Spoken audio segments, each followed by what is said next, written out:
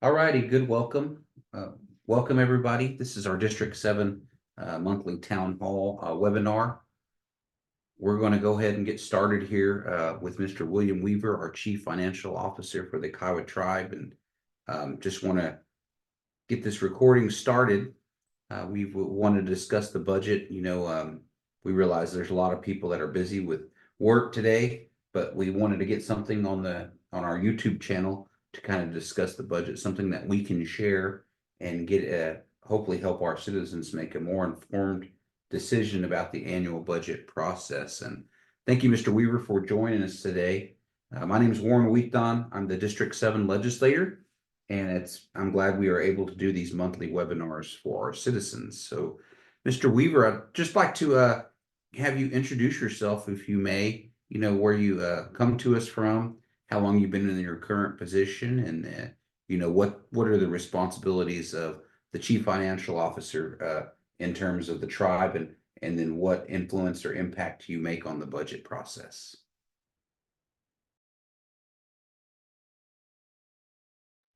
You're muted. Excuse me. Hello, my name is William Weaver. I'm the Chief Financial Officer for the tribe. I'm happy to be here and have this opportunity to come share with you all. Prior to coming to the Kiowa Tribe, I was with the City of Lubbock as the city auditor and the assistant city manager, one of the assistant city managers. Additionally, I've been with the tribe since December. I have the responsibility of being the Chief Financial Officer, and that entails all matters of financial, accounting, record keeping, bookkeeping, payroll, administration, and grant accounting for the tribe, as well as the budget. Since coming on board, we've kind of just tried to evaluate what we do, how we're doing, and try to modernize things and make the budget more efficient. I've made it a goal of mine to work collaboratively with the legislature to have a more fluid process and a more flexible process within the budget to make it more efficient. To kind of work in tandem with them on the information and sharing the information, and a lot more transparent. Thank you, Mr. Weaver. So we have an annual budget coming up, and I think what I'd like for you to kind of explain to us, our citizens who don't live in Carnegie or around the actual reservation area, like for you to kind of talk to us about what this budget process looks like and what the difference is between a modification versus the annual budget, so people can kind of have a little bit of clarity on that. Okay, so the annual budget for the tribe is a collaboration process. That's all the expenses and accounting of the revenues that will flow to and through the tribe to administer the programs and the services for the citizenry of the tribe and the members of the tribe.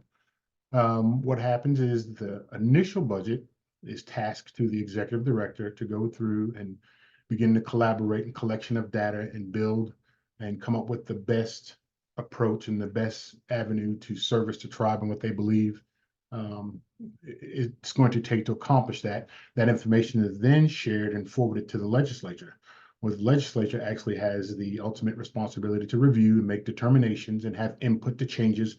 And as I said before, it's now going to be a collaborative effort. We're going to work hand in hand, as you can see. Is that what occurred this year? I hope that there was a recognition of more collaboration, and the process is made a little bit more efficient and a little bit more effectual. So we're going to work hand in hand with the legislature to get that done. That being said, once all that information is gathered, the executive branch and the legislature will then maybe reach out to a department if they have specific questions about what they're trying to accomplish or what's going on, or give a deeper explanation of the function of what they're trying to budget for and what the purpose of the changes or the increases or anything that they need occurs. That budget is then approved and put in place, and then it's voted on by the council members. Once that occurs, then that budget is enacted as law for the tribe for that fiscal year. Now, the part of the modification comes in where throughout the operating of the year, the first quarter, the second quarter, and sometimes in the third quarter, that there's changes or emergencies or certain situations that come into play that may require an adjustment, that may require an increase or decrease or a moving of some funds or repurposing of some funds. And that has to go before the legislature once again to be vetted with the executive staff and then again back to the council for approval. In the past, that's been a tough situation. Don't know how it's been done, but what we're trying to do now is be totally transparent and actually get a software and a system in place that allows us to look at that real time. So that the legislature at any point in time can say, hey, let's take a look at this, and they're aware of what's going on, but to make it more a collaborative effort, but also employ technology to accomplish that. Thank you, Mr. Weaver. And we'll go ahead and jump right into the so we are going to be voting on the annual budget. So most of our citizens that are joining, I think we have Snowball here. If you have a question, I want to invite our citizens to use the Q&A button at the bottom of your screen, and you can enter your questions and we'll get those answered for you after we kind of run through the ballot and explain what this means to the citizens. So your ballot is due in. I think the in-person vote will happen on June the 1st. So if you have received your ballot in the mail, which you should have, please send that back in as early as possible so your voice can be heard on the annual budget election. So I'm going to go ahead and share my screen, Mr. Weaver, and I'll leave you up there to you can kind of talk about. I'm going to actually mute myself, and we'll just go ahead and go through the section first. Will be the revenue section. Are you able to see my screen, Mr. Weaver? I can only see you at the moment. Okay, I'm going to share. There we go. This is it. Okay. And if you would just kind of, we're going to cover the revenue section in the top left corner. If you just kind of go by line item and kind of give us a general overview of what this means and explain it to our citizens, I would greatly appreciate it. Thank you. Okay, so the first group you have collectively is that's called the revenue. That would be the source of income coming in or funds to fund all the programs and the departments and the operations. So you have oil and gas tax severance, where is the accountability of the use of tax reduction. Then you have the state fuel tax, then you have the vehicle tax, which represents the tags, and then you have the casino tax revenue, which represents the cost and the collection there. Then you have the casino operations, and that is the revenue net, all the operating expense and costs. And then you have the KGC licensing fees for the vendors, and that's the vendors that are doing business. They have to pay a fee and for their licenses, and that's also included in there. Then you have the casino lease revenue. They lease out services to receive goods and provide services, and that's a cost to that, and they collect revenue for that. Then you have indirect cost recovery. That indirect cost recovery is covering costs that you know are going to be necessary to operate or to do things, but it's not specifically directed towards one individual or one benefit. A perfect example is if you have lawn mowing services for the whole complex. Well, the whole complex benefits from that, not just one department. So that cost becomes indirect cost, and everybody has to share it, and that's the nature of the indirect cost. Next, you'll have the next should have the revenue loss, which is the ARPA. What that has been historically is that some revenue has been allowed to be offset by some ARPA funds that have been made available to the tribe. And so some of the costs to operating and overhead and things like that have been absorbed in that line item. That's funds that have been given from the federal government that they allowed the tribe to absorb any kind of financial impact that they've experienced lost in, or information or money wasn't available.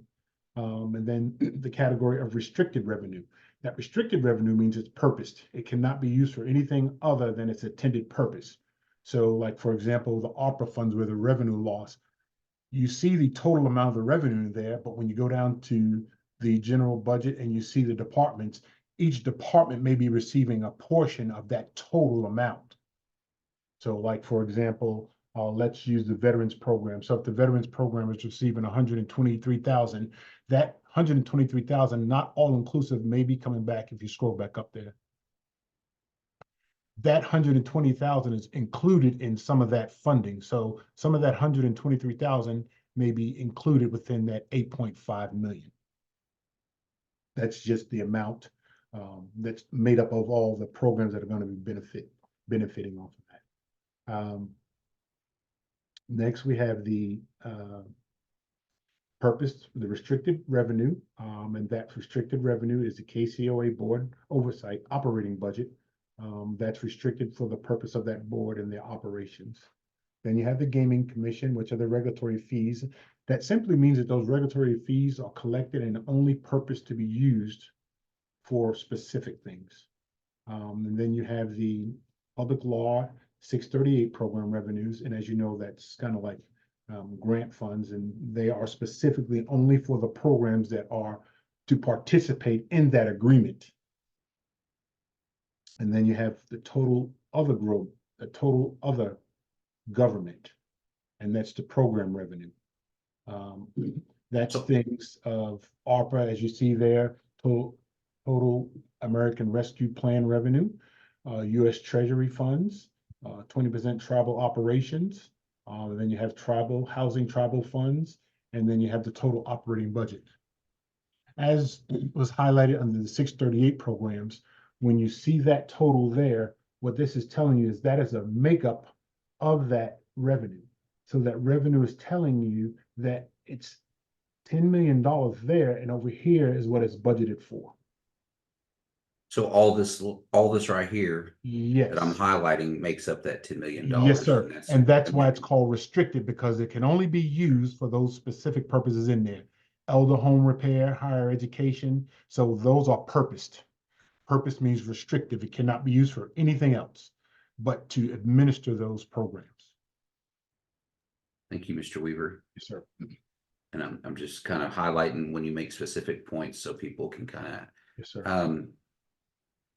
So I think we kind of covered, so the total cost of operating revenue, money coming into the tribe, is $69 million. Yes, sir. And so that's highlighted down there. So we're talking about, what comes through as true revenue, and then restricted revenue, what is purposed for, like the KCOA board, the Kiowa Gaming Commission, and all that. Those numbers are pretty much, you can't repurpose it, or that money comes from a specific area, right? Yes, sir. That's correct. And so would you kind of talk to us a little bit? I know people have asked questions about, it's always a question from our citizens, like, what is the total ARP money that we have left? Does that number correspond with the number that's down here? Would you kind of explain those programs a little bit, and we can kind of do it later on? So the total Rescue American Plan, okay, when you see that money there, what that's telling you is that it has to be recognized before it can be expended, or it has to be recognized before it can be purposed to a department or to a category or to an area to be expended. Down under the American Rescue Plan, it's telling you the total programs that have been applied to that ARPA funds. So those are the things that with the ARPA money has been funded. So burial assistance has received that much. Transit program has received that much. Household assistance program has received that portion. Recovery assistance has expended that much. Medical assistance program has expended that much. And that makes up the 16.6 million of the ARPA funds that have been recognized as revenue. So I'm going to go ahead and ask this question now. I know we're going to come back to Q&A, but I think we just had one that was specific. Well, since we're talking about it now, the rescue program, we see $5.3 million. Is this simply given, what do we mean by rescue program? And the real question is this simply given the chairman permission to spend $5.3 million on whatever he prioritizes? So once again, I said, remember the process is that nothing can be expended without being budgeted. What that's telling you is that that's the resources that are there in reference to ARPA that are maybe available.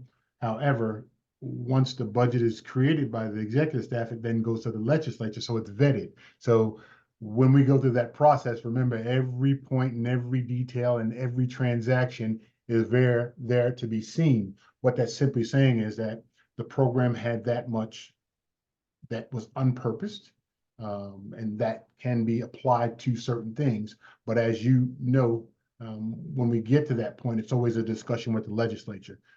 How much is available, how much we have, what are we trying to accomplish, what are the goals, and then the legislature may have input on, there's some things that they want to address with that. There's something that they want to cover with that. Like this year, we increased the assistance and the social services amount to make sure that the members were going to have more benefits. And does the rescue program, does that mean like that helps with money that the tribe may have lost due to the pandemic? That's Yes, correct. That's what it's supposed to be specifically earmarked for. yes, sir. So the Mhm. rescue program is just a title, and it was given to ARPA because remember the American Rescue Program, the ARPA funds, which simply means this was the amount that was given to the tribe, and it's titled as rescue programs, but it's allowed to facilitate and be applied to programs where there may need to be help, there may need to be a shortfall. Because of revenue lost or Yes, the because of result of the revenue pandemic. loss. Yes, sir. Okay. Okay. All right. Thank you, Mr. Weaver. Okay, let's jump on down to the general budget, if you would, just kind of take us through that. Okay. So what you see there are the departments within the tribe, and that line is the summary of all their operating expenses. That's going to be the rent, the benefits, the compensation, the cost to operate and do business, um, lights, utilities, all things that it takes, supplies, goods, training, all the things that it takes to operate that department. Those amounts, of course, have been determined, kind of built up by the chairman with collective data and historical. This is not a random out of the air. The actual process is to take the previous year's expenses and kind of look at it statistically and determine if there's been any increase in cost, if there's been any emergencies, like, you knew the utilities and the electric were probably going to increase a little bit. So you make an adjustment there to be able to cover that.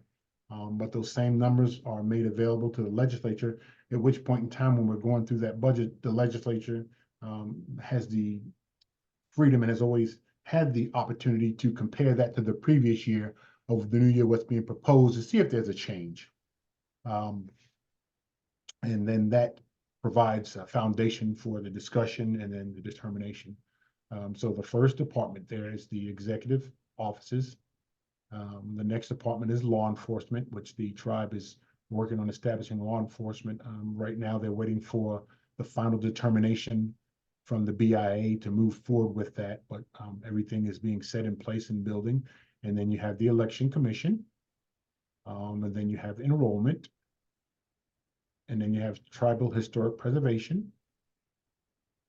Then you have the Kiowa Museum, the Kiowa language, the natural resources, land acquisition, and that's hopefully for the tribe to acquire some lands that has been removed from tribal trust, to maybe if there's an opportunity to acquire some of that land back and bring it under trust to the tribe, that there's an opportunity to do that.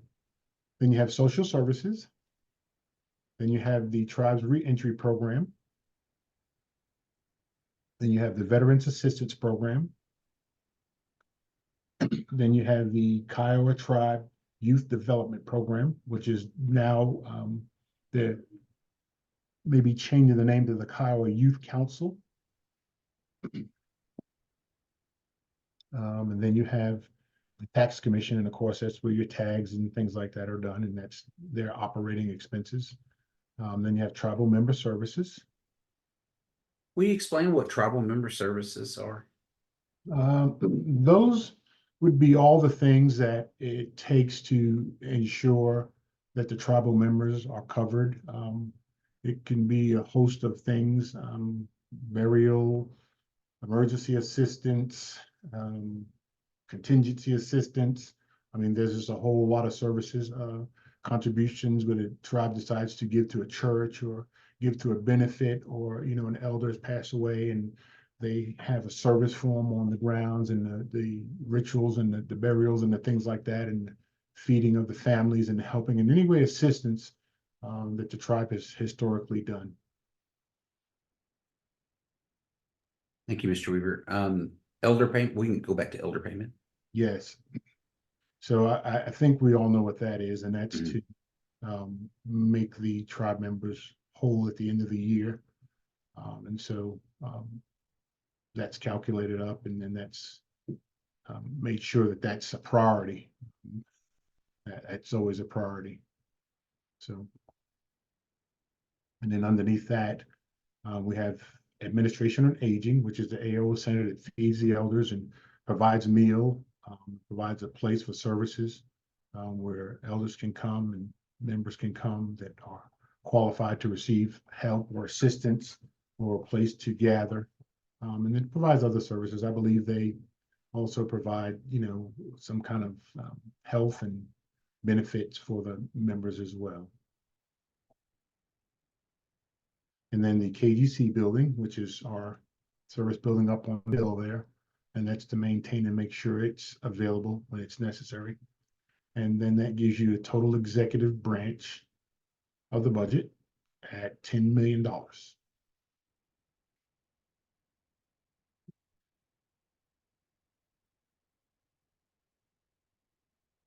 I just have a quick comment here. You said is that supposed to be the Kiowa Clan building? Yes, Okay. Which I think we're gonna rename in June, right? It'll be I believe that is the case. They have that in the workings to try to rename that. Okay, I just wanted to clarify that in case Yes, people are sir. asking. Okay. We can go ahead and go into the legislative, judicial, and KIC. Okay. Yes, so in that budget, since they're separate branches, then the legislature has its branch where that's its budget there. And like I said, again, it encompasses the 7 districts, the operating, their office expenses, their travels, their training, their ability to get around and communicate to the constituents, to also see what the members need and address their needs and work on resolutions and meeting and traveling and communicating and providing services and doing all the work of the people. And then your judicial branch, which is, already been existent for a couple of years, and it's going to be strengthened this year, hopefully. The BIA has recognized them and has decided to also provide some funding. So you'll see some changes being made there. I don't know all the specific details, but there's some things they have in the work. And then the Kiowa Indian Council, and then that's their budget. We recently had, the meeting, they elected a new coordinator to do their business and work on their resolutions. And that's their total operating budget for the year. And that covers the meeting, that covers legal fees, that covers supplies and things that's necessary to administer. And also, I believe that they were approved a personnel action, which is to have a administrative assistant to the coordinator. And those three together, that budget comes to 2.4 million.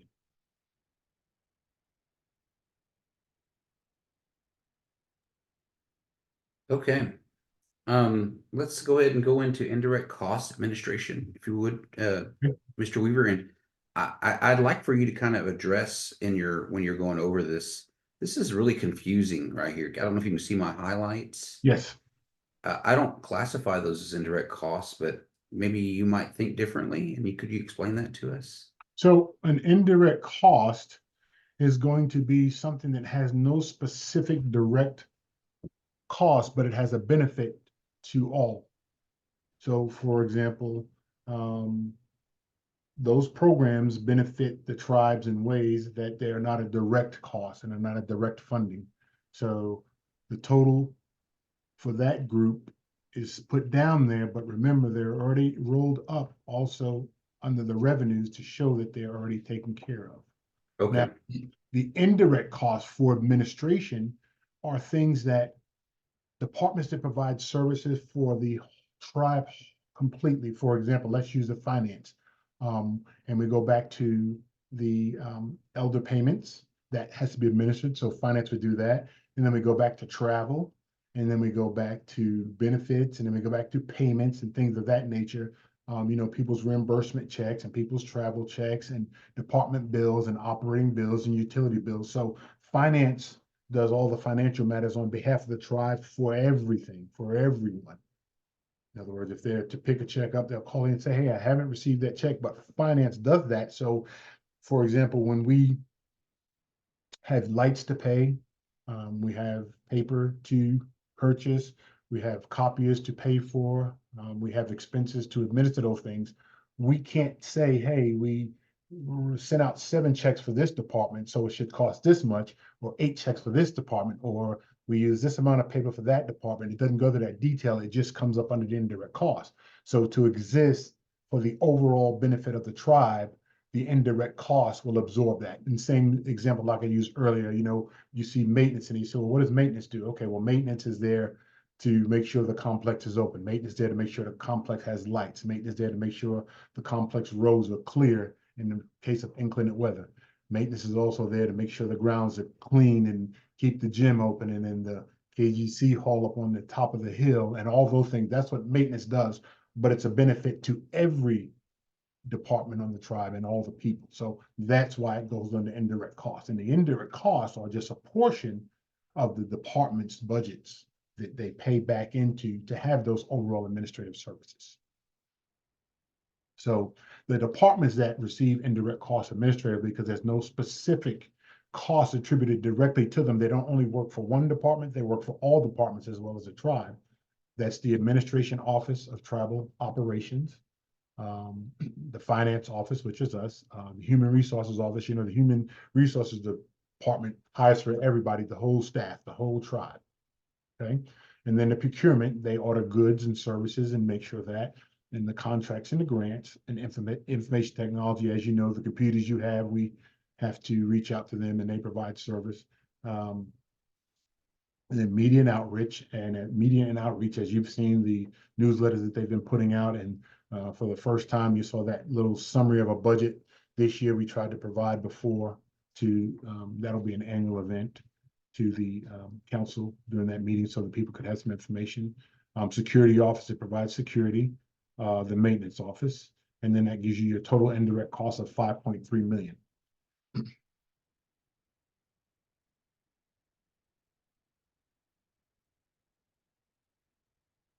And then the total, so I'm assuming when you say this is the total tribal budget here, Yes, you're talking about this 5 million, this 2 million, yes, and then the 10 million and then the general 10 budget, million right down under the general budget line. So it's right 10, here. 2, Yeah, 12, and right. 5, 17, yes, sir. Correct. So these 3 numbers here make up the 17 million that it should be included on the tribal budget. Yes, sir, that is Okay. correct. I just wanted to make That will sure. include all expended funds. Okay. So I just wanted to re-clarify that for our citizens that might be seeing this on YouTube or live here today. So like the total executive branch was 10 million. The total other 3 branches is a little under 2.5 million. And then the total indirect cost administration, you see $5 million. So the total tribal budget is $17,874,695. That is Okay. correct. Okay. I'm going to go ahead and delete those and then we can go back into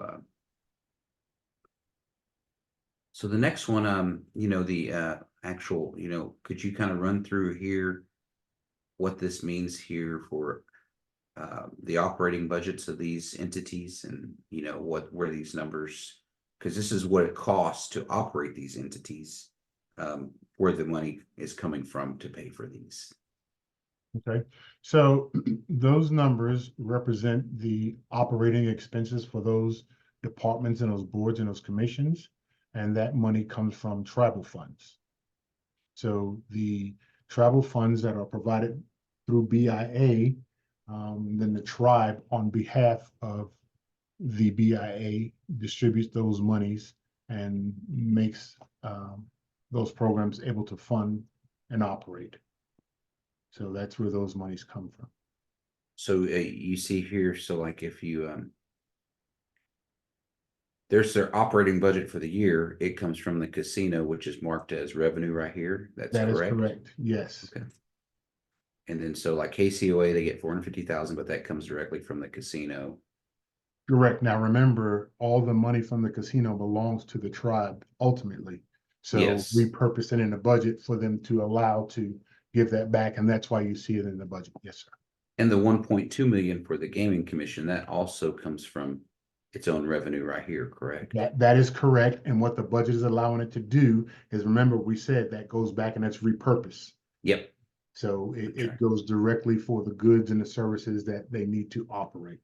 Okay. And the US Treasury, like that's the State Small Business Credit Initiative. Yes. Does that come from, I'm assuming it's annotated somewhere, It, but it's that built, is, go ahead. it's built into that. Okay. Yes. Oh, okay. You have some of the funding coming from right here. Right. Yes, sir. Okay.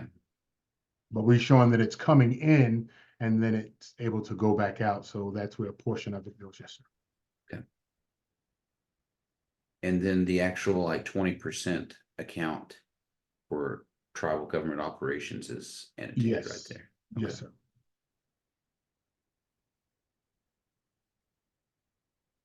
And then the housing, that's I'm assuming that's the Indian housing program, like for through Nahasda, and Yes. it has its own funding that comes in And as a that is portion. correct. So remember, in the future, we're going to elaborate on the budget and expand. And we're going to slowly work towards getting to show where some of the sources of those funds come from. You know, if Okay. it's grants and programs, we'll distinguish it out and it'll say grants and programs. And that way you'll be able to distinguish it. So when you see that total revenue come in, you know if that's a in-office transfer of tribal funds or if it Hmm. came from a direct grant from the federal government. So Sure. we're going to begin to build so you can see that, and then the members can also see and have any additional questions if we ask. But Okay. historically, this is the way it was prepared. And so we kept suit to continue that, but we will work to modify it and a little bit make it more self-explanatory. Yes, sir.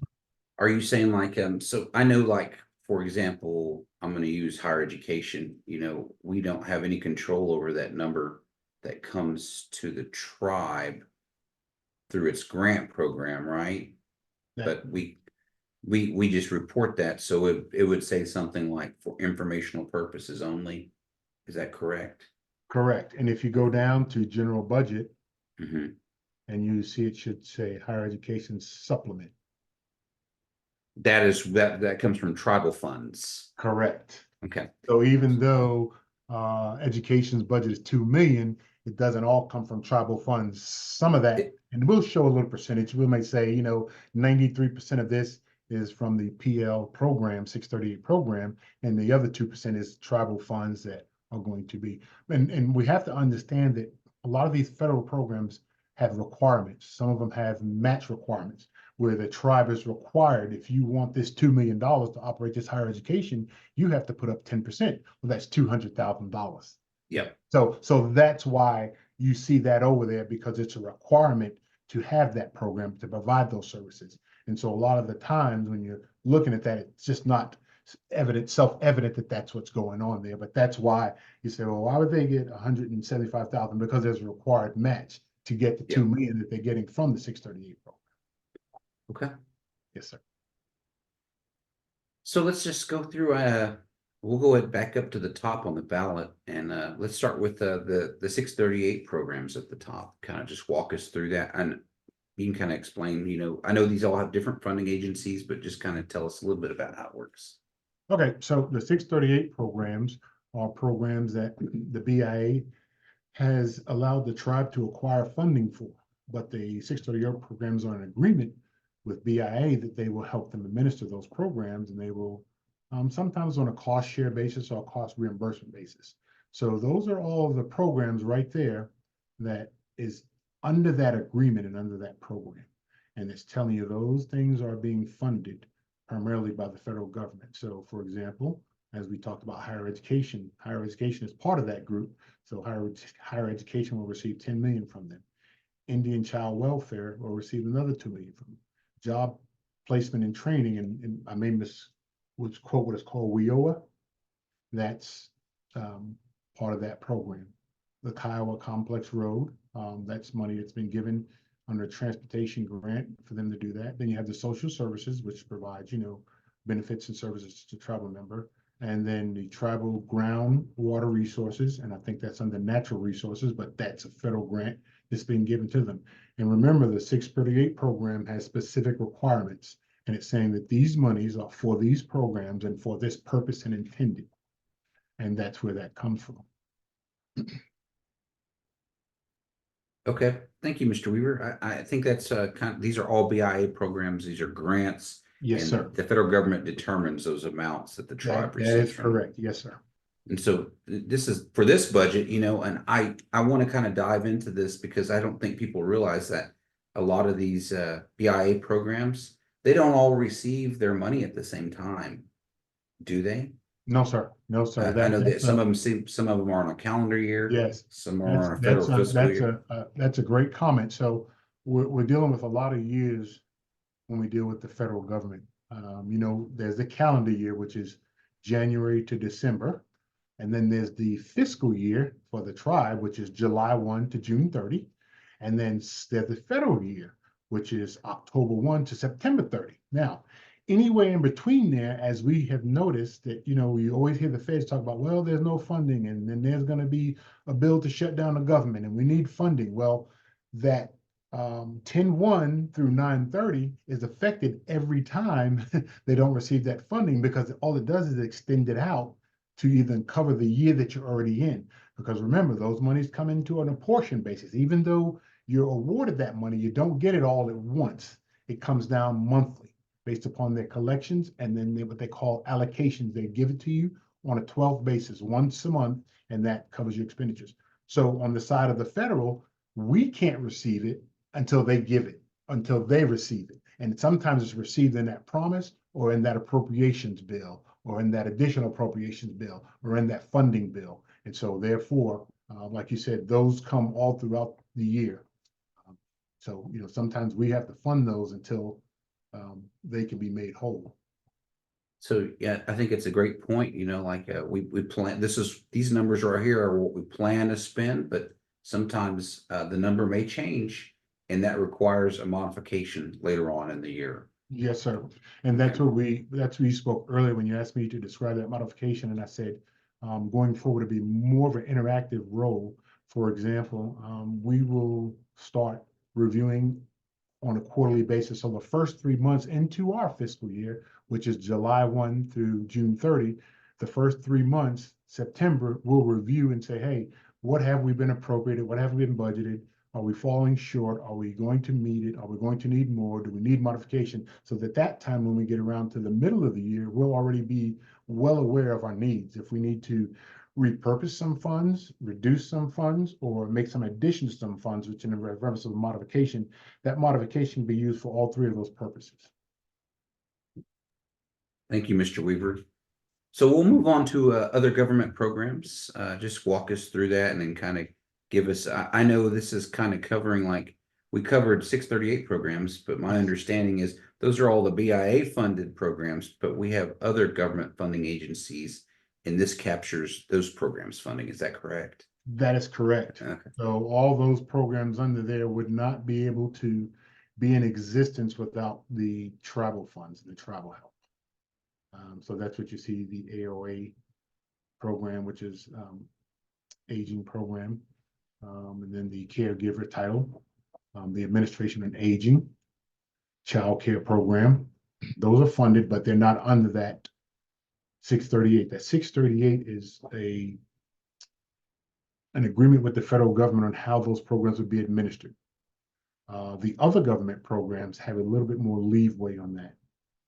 They have a little bit more flexibility to that. You have to understand with the federal government, there's levels of accountability and what we'll say levels of handholding. The 638 is like, hold my hand tight, don't let it go.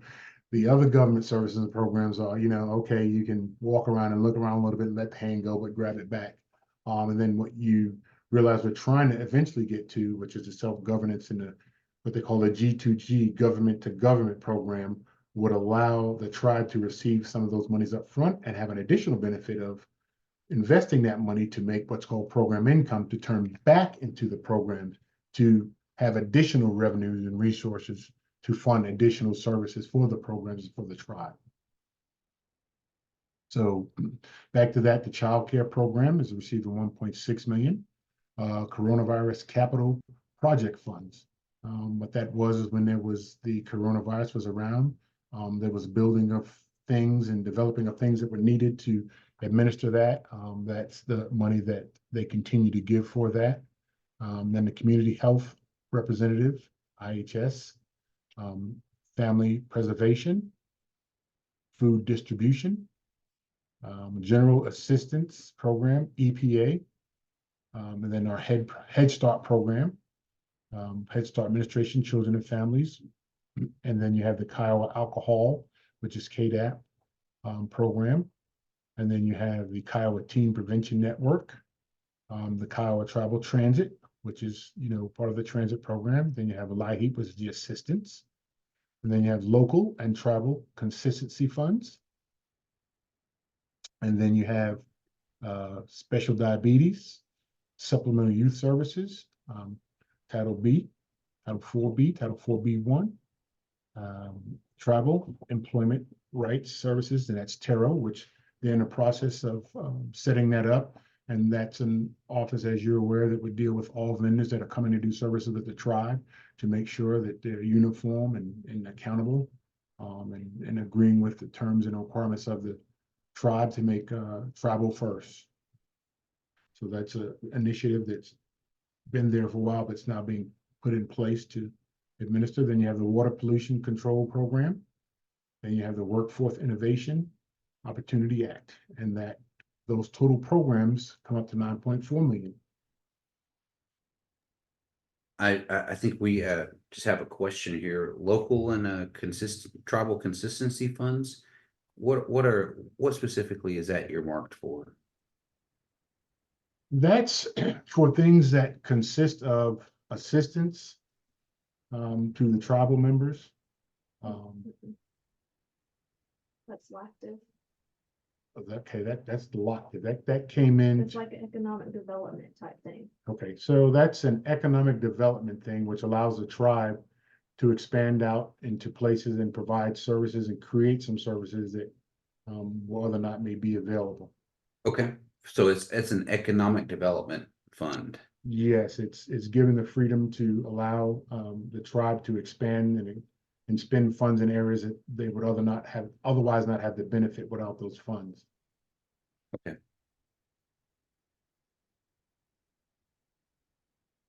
Yeah, you just make sure on those two. Okay. So that goes in the other government programs. So these are all different funding agencies, could be Department of Labor, Indian Health Service, etc. Right? Like not really specific. We included anything that's not included in 638 programming. We just put down here. That's correct. Okay. And so the American Rescue Plan, we still have funds available. I think it says $16 million. And those funds are basically just, we talked about that earlier, rescue program, which is, supposed to be to the tribe to help recover from revenue loss. You have burial assistance, which helps people that have had recent deaths, transit program, household assistance, recovery assistance. I'm assuming that's like a recovery for like families that might need to help recover from people that might have been affected by the pandemic. Can you clarify that for me? I don't think it's specifically just for the families. I think it's for the tribe as they Okay. need to. The recovery is for revenue loss. The rescue program is for tribal members and elders. And elders, tribal members and elders, and then recoveries for revenue We'll loss. probably have enough funds for one more elder payment, and then that'll be it. Okay. And then you have the medical assistance. So like if you need medical assistance, ARP has funds also available. So all those Right, funds yeah, total. that's emergencies assistance. Okay. I think that covers also like that program where they need shoes or glasses or things of that nature that they can't afford it. So it assists them with that. Okay. So we have 16 million left in ARP funds for the year. And could you clarify, when do those funds have to be spent by? They have to be obligated by Mhm. December 31st of 2024, and they have to be expended by December 31st of 2026. And when I say Okay. obligate, that means they have to be purposed. Yep, I'm tracking. Okay. All right, thank you so much. So the grand total of this budget that we're voting on is $69,178,896.12. Yes. Go ahead. Once again, I want to emphasize, as we shared, like if you look at the 638 programs, that 69 million includes that 10 million, but those are federal programs that actually would offset that and provide that revenue. So it's not all tribal funds.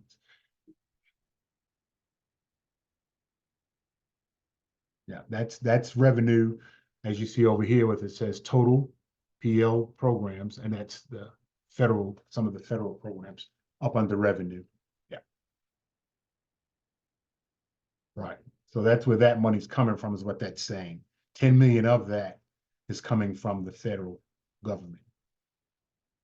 So in the future, we could pull and just say this is for informational purposes, right? And it would come out of that, like you're not voting on these numbers, but you are just sharing these numbers so people can understand what that number looks like. Yes, sir, and that is correct. And that's why, Mhm. like I said, going forward, we're going to try to differentiate that when you see that 10 million, that the citizens don't look at that and say, oh, we're spending 10 million on that program, but that's the federal funds that have been afforded and awarded to that program to be able to administer that program.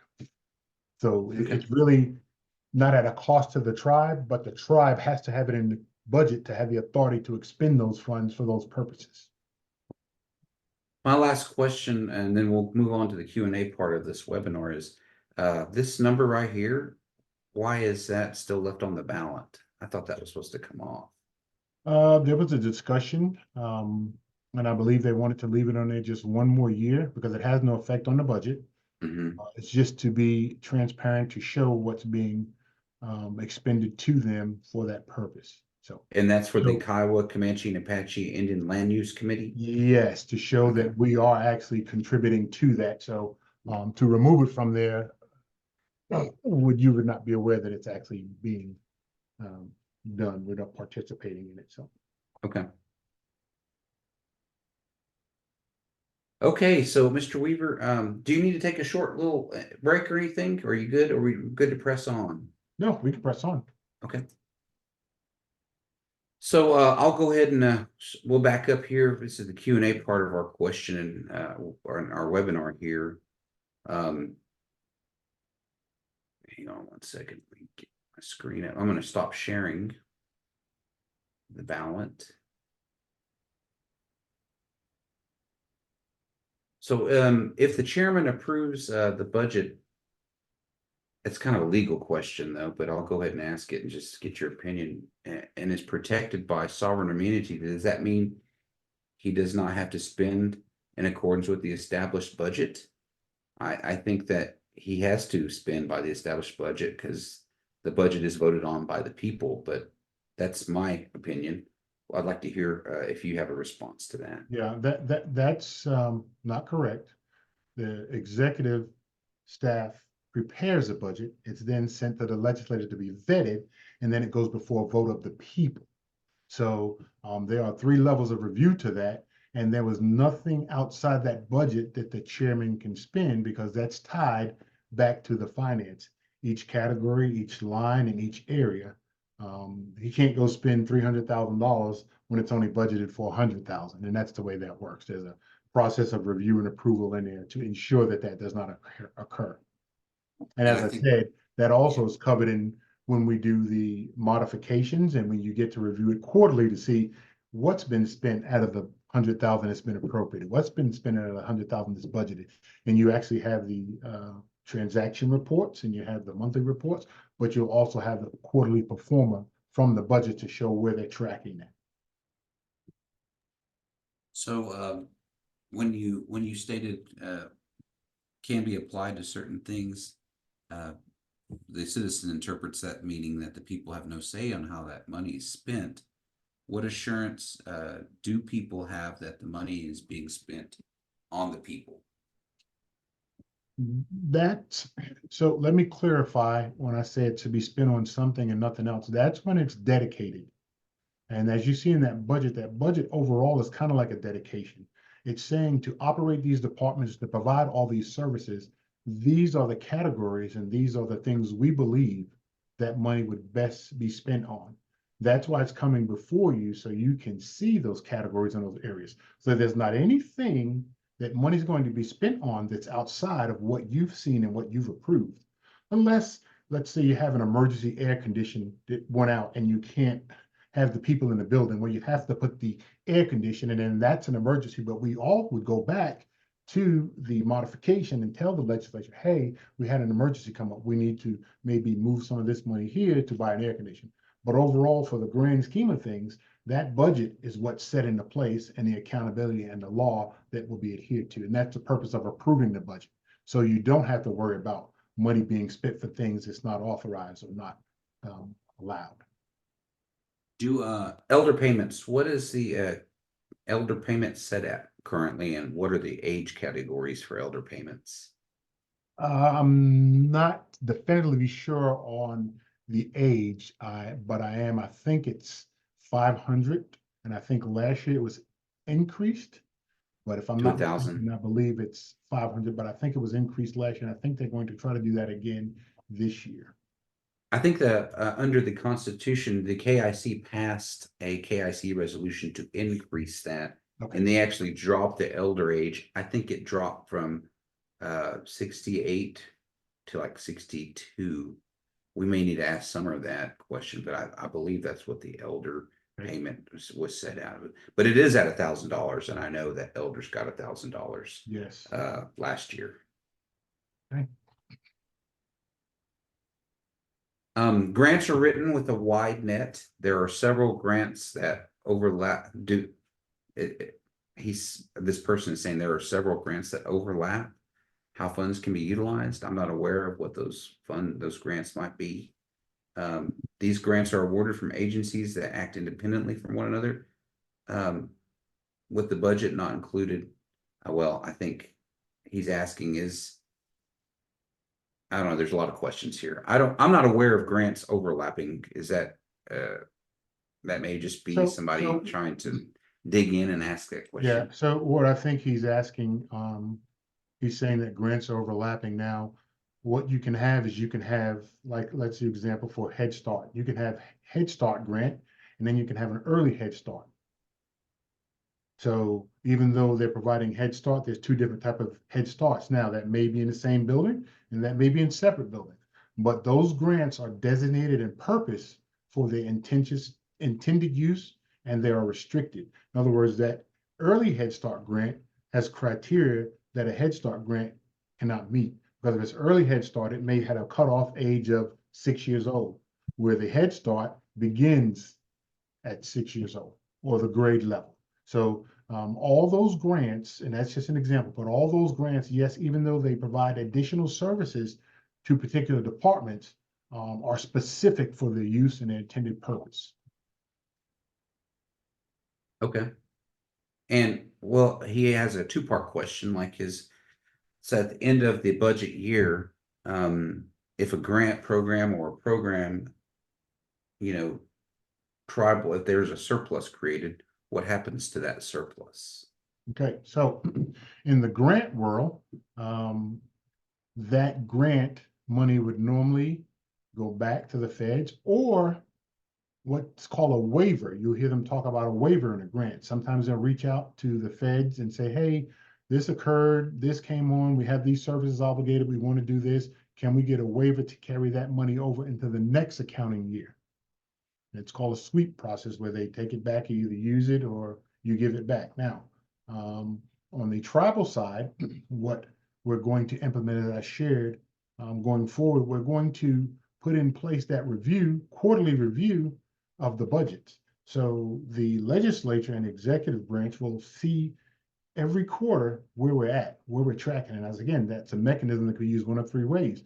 if there needs to be an increase, if there needs to be an adjustment, or if there needs to be a reduction. For example, if one department was given $30,000 to travel and train because it's a big department, and at the end of that first quarter, you see they've only spent 500 of that $30,000. Well, at that point in time, there would be a conversation with that department. Hey, doesn't look like you're going to use all this money. Maybe we need to repurpose it.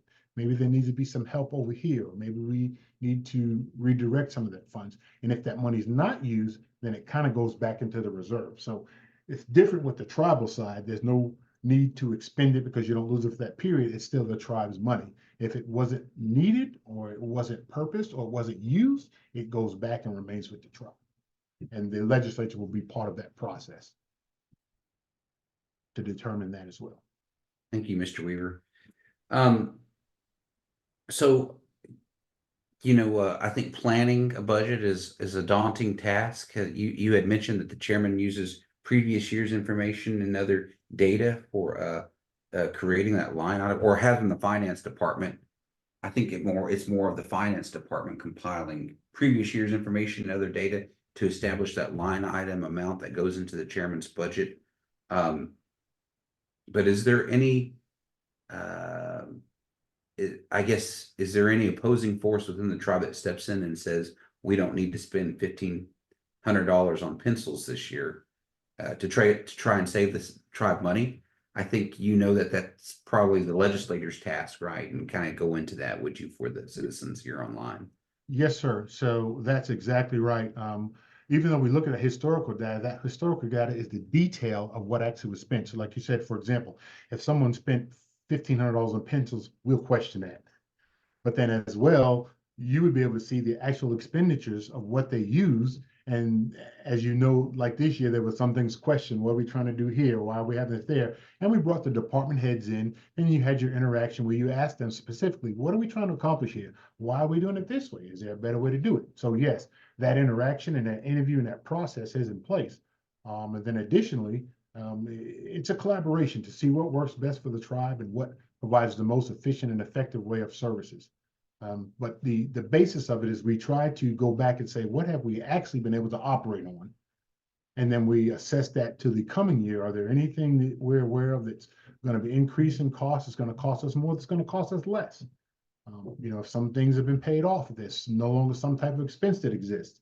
And then those things we take into account as we build that. And like I said, we take our guess best and build at it and then share that with the legislator. And then we have that conversation, and then we go back to the departments, and then we collectively come up with what we believe is the best vehicle to use for the tribe to present all services and administer things for the year.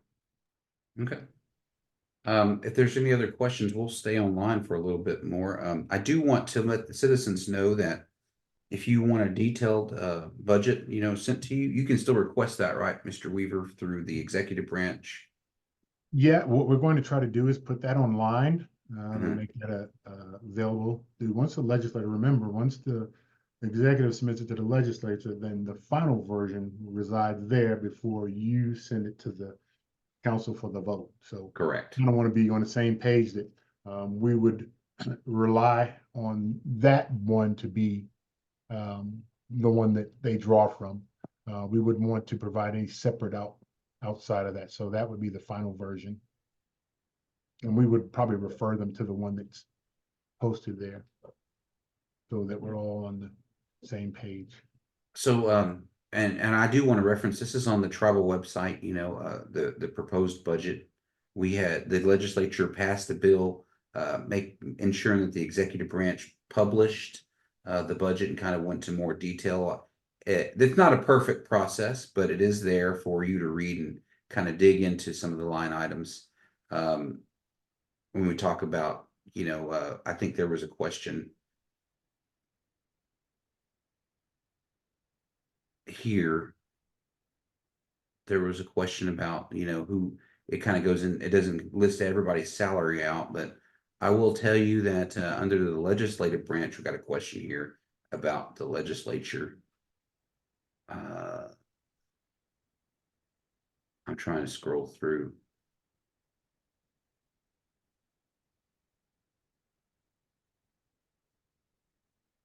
So you have the legislature, everybody makes about the same here, and you see here we make 61,000.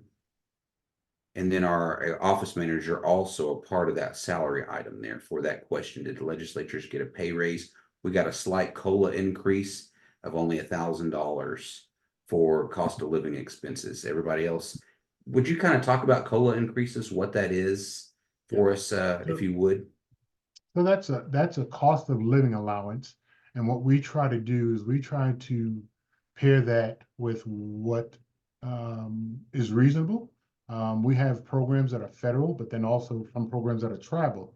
And what the federal level does is they give a cost of allowance living adjustment is what it's called to the employees that are being paid from the federal dollars.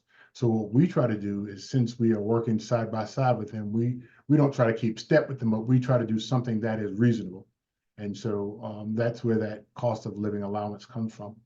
If you would go back to your page, I just want to show them something. So what we tried to do with this is actually there you see the legislative District 7 budget. If you scroll right down to the bottom of that page, what we did, if you look over to the very far left, we showed the positions that was in there. So that's, if you go back to any department, you can see the positions that make up like the 52% salary, 52% is the salary of that. You can see that if you would go back up and you would look at that total amount, it's telling you that 50% of the total salary is paid to that position. But we just try to do it that way to make it more collective rather than stick a specific line, because what you would have there is you would have, for example, if you let's just scroll down one that has 25 positions, for example, then you would have to list out all 25 of those positions, and Yeah. you have a budget book that's 100 pages. You see here? Yeah, well, this is the finance. And then you see, we'd have to list out one for every one of those there. And then you'd have page upon page upon page upon page. So that's why we try to do this. And like I said, it's a living document. It's subject to change. You know, we'll Sure. improve it and enhance it, but we try to give overview to show, okay, out of the total amount of the budget for that department or that district, here's how it's broken down. Fringe benefits, travel, training, equipment, office supplies, utilities. So that's where they said, well, what is the line item? They could say, hey, looks like office supplies are spending 2,500. Now, there's no specific. We're not going to say $10 for pencils and this and this and that, because it doesn't go that way. It's just showing you categorically they are authorized by the budget to expend that amount in that category. But like you said, if it came back the end of the year that they spent $2,500 on pencils, then we're going to say, well, that's probably not a good thing. Let's revisit that. But with the process we're going to put in place, we will see that well before it gets to that point. For our District 7 citizens, I'll just be transparent. You know, I make $61,800 according to this budget. The office manager makes $42,848. You know, the fringe benefits, and that's what gives us our number. 104,648 is our salary for the District 7 office. Those are our fringe benefits. Fringe benefits includes, you know, what's involved in that. You're talking about your health and life insurance, 401k, payroll taxes, Holidays, and sick, yeah, holidays, sick leave, exactly. compensated absence. Yes, sir. And then we get like travel and training, you know, when we do our legislative conferences, we might want to go to NCAI, do some professional development training. That's what those funds are used for. Services, we don't have any services here in District 7. The legislative branch rolls those up into their budget, and that covers, you know, legislative professional services, legal services. So if you go to our page and look at the executive branch full page, you'll see that cost there. I think for legal services, we're currently at $120,000 a year. Equipment cost, minimal, $1,000. Office supplies, $2,500. Utilities between the two offices in Tulsa and Norman, about $10,500. Communication, $46.25. Okay. And then everybody's asking me, what is covered under other? We're not just out there spending money willy-nilly. Other includes like legislator office expenses. That could be furniture, that could be further equipment, that's our rent. for the two offices. That's about $30,000. We do have minor postage cost, $875. Copier and maintenance equipment, $1,250. And then for the hospitality, $4,538. So pretty minimal cost. Our total cost for the District 7 legislature or legislative office is a little under $200,000. I have a question here, Mr. Weaver, if you'll help me answer it. I think I know the answer, but I did say that there's $1,000 elder payment. We have over 200,000 or 2,000 elders. Sorry, not 200,000. We have over 2,000 elders. Where does this difference come from? I think the payment comes from two different programs. If you kind of talk about that, I think one comes from ARP, which we'll have to make up for that in future budgets, and the other half comes from the actual tribal fund. That's correct.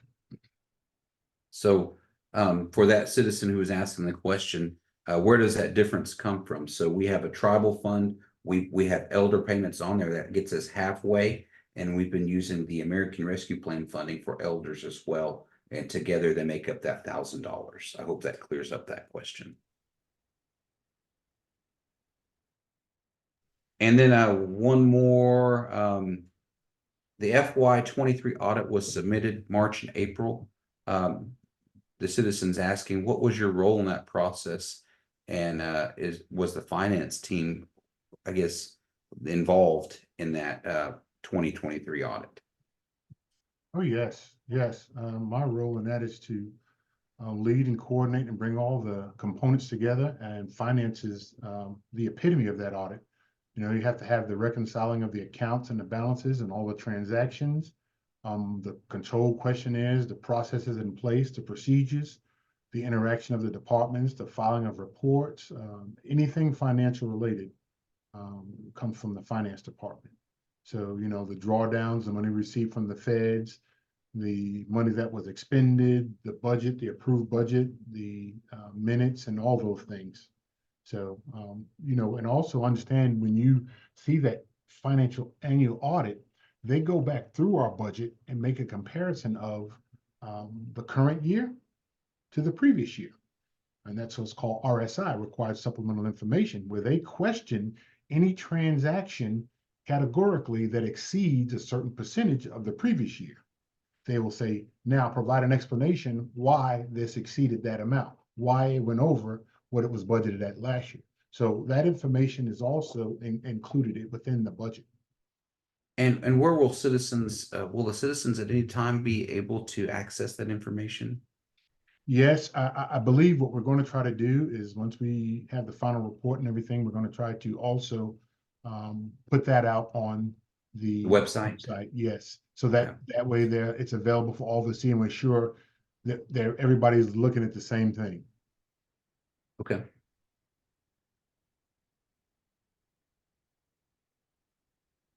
I don't have any other questions. We'll stay on for just a minute. I know the webinar was scheduled to go to 1:30. There might be some other things we want. Let me stop sharing that. But that report, you know, that's on the website now is the chairman's prepared, you know, budget. I also want to, don't know that we have it, but there's also an annual report that kind of goes into all the different tribal programs, kind of gives an explanation of what their purpose is of each program and what they plan to do and future budgets. I thought it was a pretty good starting point for, you know, being transparent with what each program does. I hope that more people do that and read it more in the future at the KIC meeting. Yes, sir. I was speaking with some citizens, Mr. Weaver, and you know, is the March audit timeline, is that date built into stone, or can that be done a little earlier? Well, what we're going to try to do, we're going to try to collaborate this year to have that done December 31st. That's the goal. Try to shoot to get it done 6 months after. But again, like I said, remember, you know, there was no one in this seat, and it takes a lot of effort to coordinate and collaborate and to make decisions.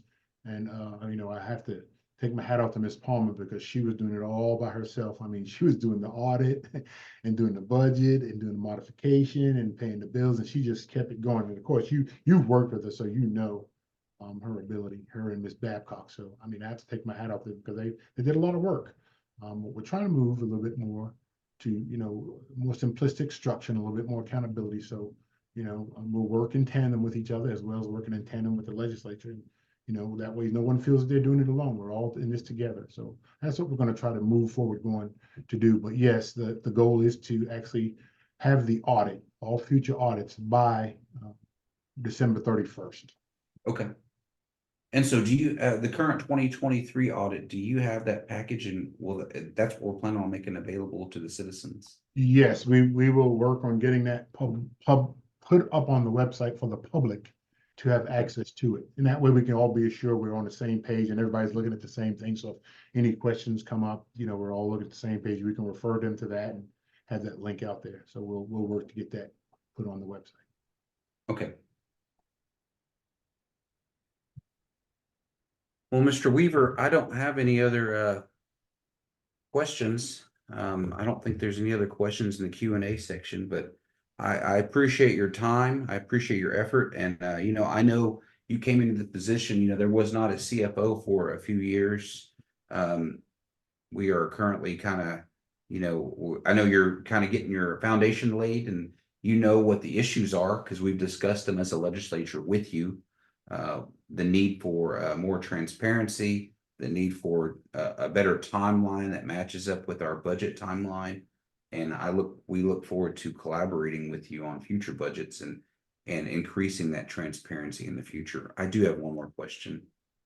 Oh, he just said, thank you for your time today, whoever the citizen was. So we appreciate you being online with us. And like I said, we're going to share this with we'll put it in our newsletter, a link in our newsletter so people can watch it, and also put it to our District 7 YouTube page. So we appreciate it, and we will talk to you next time, Mr. Weaver. We might ask you to come back if, you know, whenever we have one of these modification votes again, or on our annual budget vote, because we're just trying to put out information so that people can hear it from the finance department, what is encompassed in this budget. So, well, I appreciate all right. Humble for the opportunity. Thank you. All right. Yep. Thank you to you and your team, and we will talk to y'all next time. Okay. Thank you.